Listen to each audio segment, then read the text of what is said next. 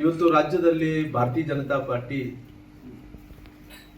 ಅದರದೇ ಆದಂಥ ಇತಿಹಾಸವನ್ನು ಉಳಿದಂಥ ಪಾರ್ಟಿಯಾಗಿ ರಾಜ್ಯದಲ್ಲಿ ದೇಶದಲ್ಲಿ ಅವಕಾಶ ಸಿಕ್ಕಂಥ ಟೈಮಲ್ಲಿ ದೇಶದಲ್ಲಿ ಕೂಡ ದೇಶದ ಪ್ರಧಾನಮಂತ್ರಿಗಳು ಇವತ್ತು ದೇಶದ ಐಕ್ಯತೆ ಸಲುವಾಗಿ, ದೇಶದ ಸಮಗ್ರತೆ ಸಲುವಾಗಿ, ದೇಶದ ಆರ್ಥಿಕ ವ್ಯವಸ್ಥೆ ಸಲುವಾಗಿ ಒಂದು ರೀತಿ ಭಾರತ ಏನು ಕಡಿಮೆ ಇಲ್ಲ ಅನ್ನೋಂಥ ರೀತಿಯಲ್ಲಿ ದೇಶದ ಪ್ರಧಾನಮಂತ್ರಿಗಳಂತ ಮೋದಿಜಿ ಸಾಹೇಬರು ನೋಡಿಸ್ಕೊಡ್ತಾ ಇದ್ದಾರೆ. ಬಹುಶಃ ನಮ್ಮೆಲ್ಲರೂ ಕೂಡ ದೇಶದಲ್ಲಿ ಇದ್ದಂಥ ಜನರಿಗೆ ಬಹಳಷ್ಟು ಹೆಮ್ಮೆ ಇದೆ, ಗೌರವ ಇದೆ. ಹಂಗಾಗಿ ಇವತ್ತು ದೇಶ ಅವರೆಲ್ಲರೂ ಕೂಡ ಒಂದೇ ಒಂದು ಮುಂಬರುವಂಥ ದಿನಗಳಲ್ಲಿ ಈ ದೇಶದಲ್ಲಿದ್ದಂಥ ಎಲ್ಲ ರಾಜ್ಯಗಳಲ್ಲಿ ಕೂಡ ಭಾರತೀಯ ಜನತಾ ಪಾರ್ಟಿ ಕಮಲ ಅರಳಬೇಕು ಅನ್ನೋ ಸಂಕಲ್ಪವನ್ನು ಅನೇಕ ಮಹನೀಯರೆಲ್ಲರೂ ಕೂಡ ಅವ್ರೇನು ಕನಸನ್ನು ಕಂಡಿದ್ದರು.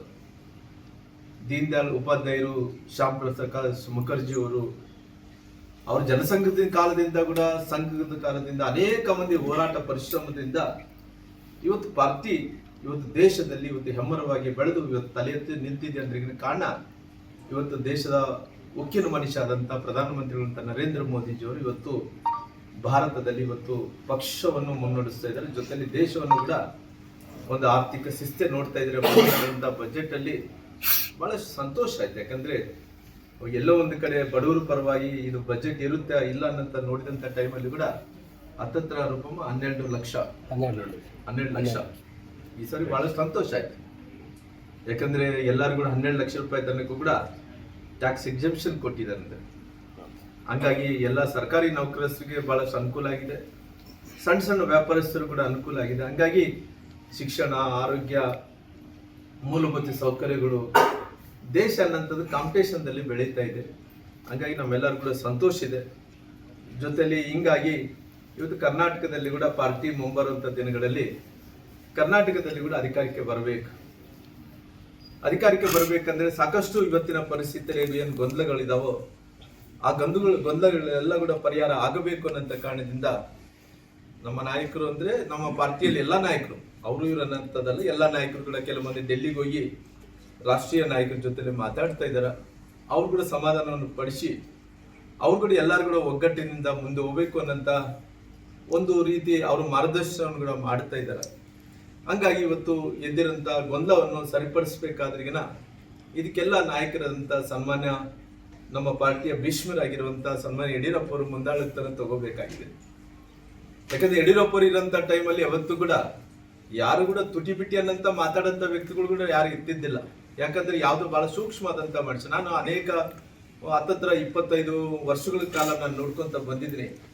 ಅವ್ರು ಇದ್ದಂತ ಟೈಮಲ್ಲಿ ಯಾರನ್ನ ಏನನ್ನ ಮಾತಾಡಿದ್ರೆ ಅಕಸ್ಮಿತವಾಗಿ ಹೊಸೂರ ಆಗಿರ್ಬೋದು, ಹಳಬರ ಆಗಿರ್ಬೋದು, ಯಾರೇ ಆಗಿರ್ಬೋದು, ಅವ್ರ ಶಕ್ತಿ ಏನಿದೆ ಹಂಗೆಲ್ಲ ಅಲ್ಲ ಅನ್ನಂತ ಮಾತಾಡ್ತಿದ್ರು. ಎಲ್ಲೋ ಒಂದು ಕಡೆ ಸನ್ಮಾನ್ಯ ವಿಜೇಂದ್ರ ಅವರಿಗೆ ಪಾಪ ಅವ್ರು ಹೊಸದಾಗಿ ಅಧ್ಯಕ್ಷ ಆಗಿರೋ ಕಾರಣ ಸಣ್ಣ ಪುಟ್ಟ ಅಂದ್ರಿಗಿನ ಗೊತ್ತಿಲ್ಲ ಅನ್ನೋಂಥ ಕೆಲವೊಂದು ತಪ್ಪುಗಳು ನಡೀತಿರ್ತಾವ. ಯಾಕಂದ್ರೆ ಹುಡುಗಿ ಇರುವಂತ ಟೈಮಲ್ಲಿ ಎಡವುದು ಸಹಜ. ಹಂಗಾಗಿ ಪಾಪ ಅವ್ರಿಗೆ ಅನುಭವದ ಕೊರತೆ ಇರೋ ಕಾರಣ ಹಿಂಗೆಲ್ಲ ಆಗಿರ್ಬೋದು.